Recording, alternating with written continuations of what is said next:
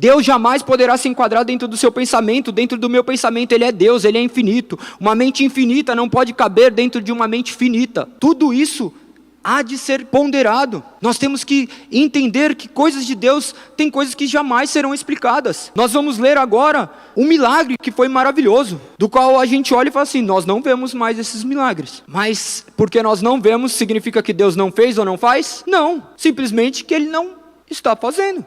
E amém, porque Ele fez autenticando a sua mensagem, diante de uma multidão de pessoas que acusavam Ele de matar, acusavam Ele de blasfêmia, e corria risco de vida, e Ele não se importava de fazer aquilo que era da sua natureza, porque Ele não tinha medo da morte, porque Ele venceu a morte, Ele venceria a morte. Aqui no verso 3 diz assim, Jesus disse ao homem com a mão deformada, vem e fique diante de todos. O homem pediu, o homem fez campanha, o homem fez alguma coisa, Deus o chamou.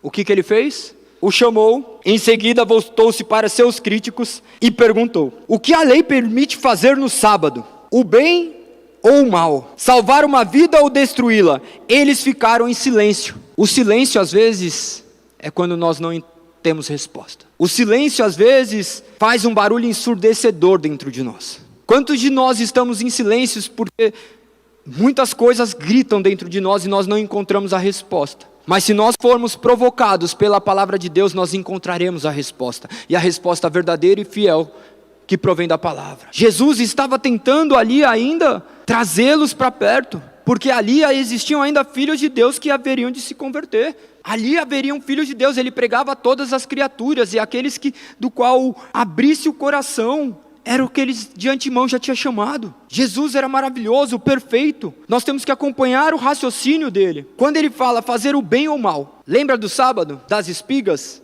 Um homem ser alimentado com algo é bom ou mal? As leis judaicas não permitiam você acender velas, não permitia você andar determinados metros. Você não poderia se abster de qualquer coisa. A única coisa que poderia ser feito era defender a sua própria vida, para que você depois tivesse mais sábados para cultuar ao Senhor. Era uma fé cega, baseada na letra. A nossa fé não é mais baseada na letra, mas no poder de Deus. O Espírito Santo está no meio de nós e nos traz entendimento acerca da palavra, para que possamos viver as vontades de Deus. Observe que depois do silêncio, Jesus, no verso 5 diz assim, Jesus olhou para os que estavam ao seu redor, irado e muito triste pelo coração endurecido deles. Quem já imaginou Jesus com a cara irada? Mas imagina que esse rosto irado já deve ter sido para nós. Nós somos muitas vezes os fariseus, do quais nós não somos salvos e não permitimos que outras pessoas sejam, porque nós colocamos milhares de regras a serem cumpridas quando nós somos salvos mediante a graça. Esse rosto irado muitas vezes poderia estar virado para nós. Observe que ele estava com o rosto irado e muito triste, pelo coração endurecido. É que eu não tenho essa imagem visual de conseguir imaginar isso, mas eu sei o que é uma pessoa com o rosto irado e entristecido.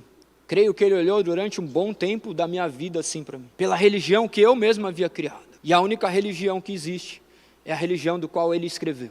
Que nós possamos nos voltar a conhecer mais a palavra. Então disse ao homem, estenda a mão.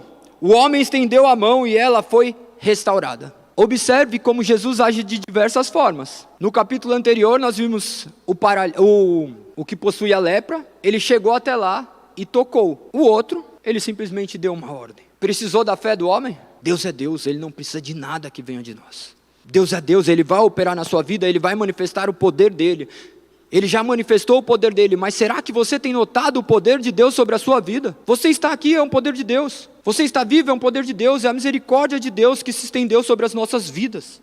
Nós temos que ter essa plena certeza, essa plena convicção, pois a palavra nos direciona a isso, sabendo que a vontade de Deus está sendo feita, que o nome de Deus será glorificado por intermédio de nossas vidas, que ainda que eu sinta dores, ainda que eu não seja curado como esse homem foi, o nome de Deus será exaltado. Imagina uma mão que ela era curvada, um braço seco, e ele ser restaurado.